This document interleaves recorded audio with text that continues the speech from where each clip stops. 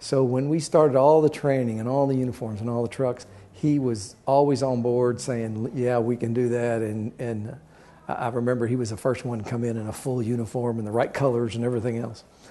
He just started helping develop the other techs, which is usually very difficult to get techs to share information with one another, and went out of his way to train people. We were in the middle of this horrible snowstorm, and he was out on call, and he called the customer to say he was coming, and he heard kids screaming in the background. And he said, since the weather's so bad, do you need for me to stop at the store and pick up milk or bread or something since I'm coming? I'm sure you don't want to go out in this weather. Well, you know, those are the kind of things that endear customers for eternities. Joey, when he was standing there in his little blue booties and on this little mat he had put down in front of my door, see, the service started before he ever entered my house. And then he started dealing with the diabetes. And we always knew that was going to be an issue. He was sick on and off, but still did everything he could to get here every day. He was the eternal optimist. I'm going to beat this. I'm going to get through this.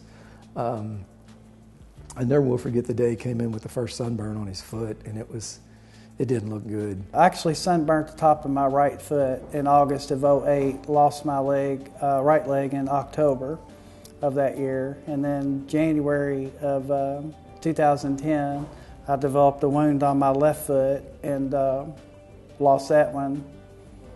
And then I have also had my right knee amputated. The knee got fixated. They put an external device on it, tried to straighten it. The bone got infected, and that's what caused me to lose my right knee.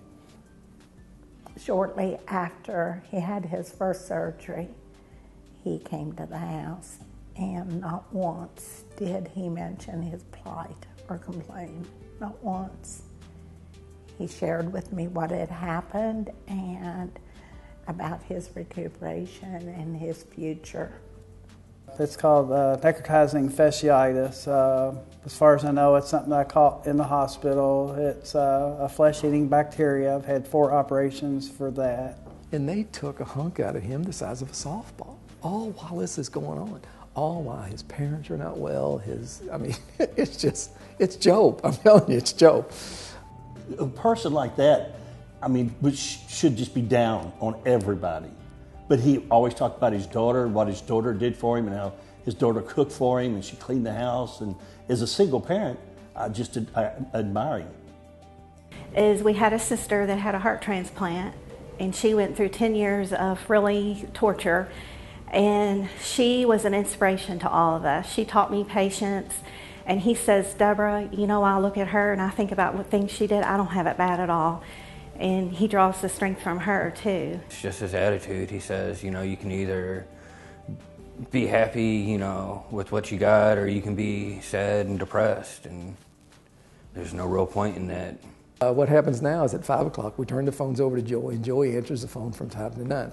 So not only has he reconnected with a lot of the customers that call in, they say, oh yeah, it's Joey. But he's able to help the technicians in the field. It's, you know, I'm on a call and I'm having a problem with X, and if something he knows about, in which he does know a lot, he'll talk them through it. So I'm here today to congratulate Joey Link and thank you for representing us the way that you do.